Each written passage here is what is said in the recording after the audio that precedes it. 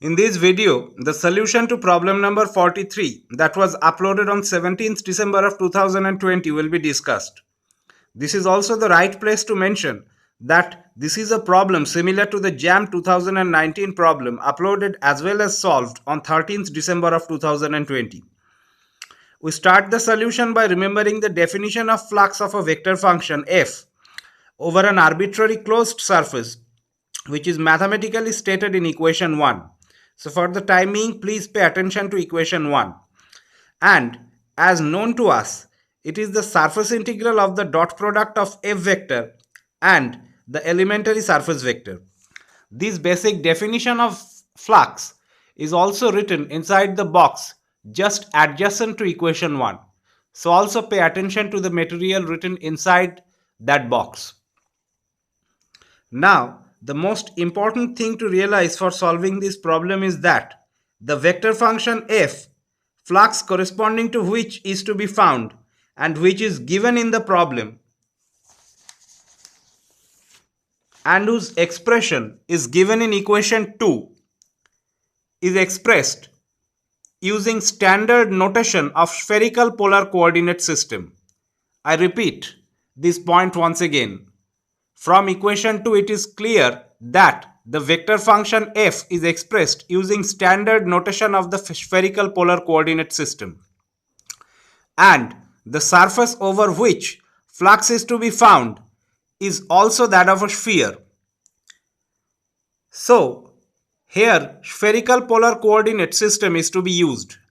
And for that, the limits of the variable of integration are expressed in the set of equations 3a, 3b and 3c.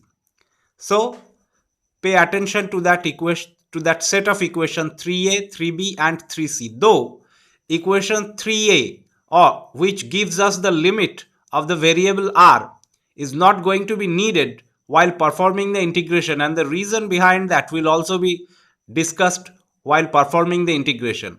But however, in this problem, r ranges from 0 to 1. But in general, the limit on r is from 0 to infinity as clearly written inside the box which is allotted for the equation 3a. So pay very careful attention to equations 3a, 3b and 3c.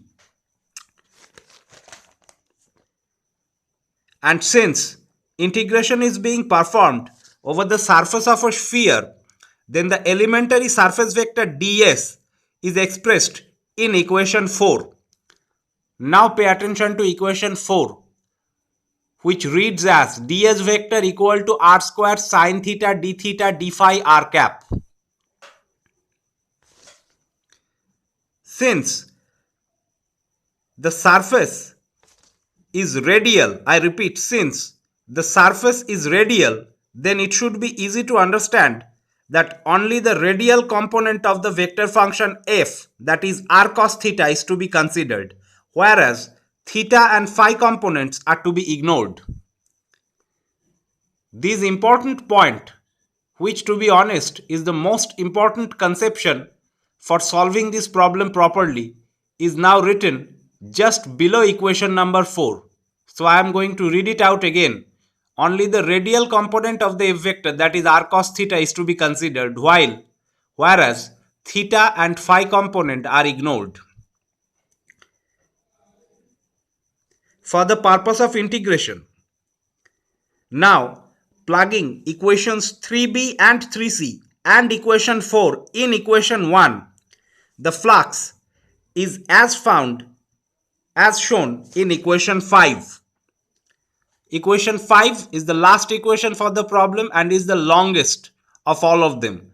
So pay very careful and close attention to that equation number 5. And as you can see easily, after performing that integration, the answer comes out to be 0.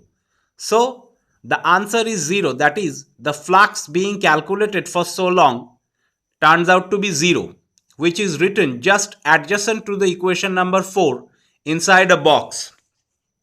So I repeat the answer once again. The answer is 0. I hope that the solution is clear to everyone after watching this video. Thanks for watching.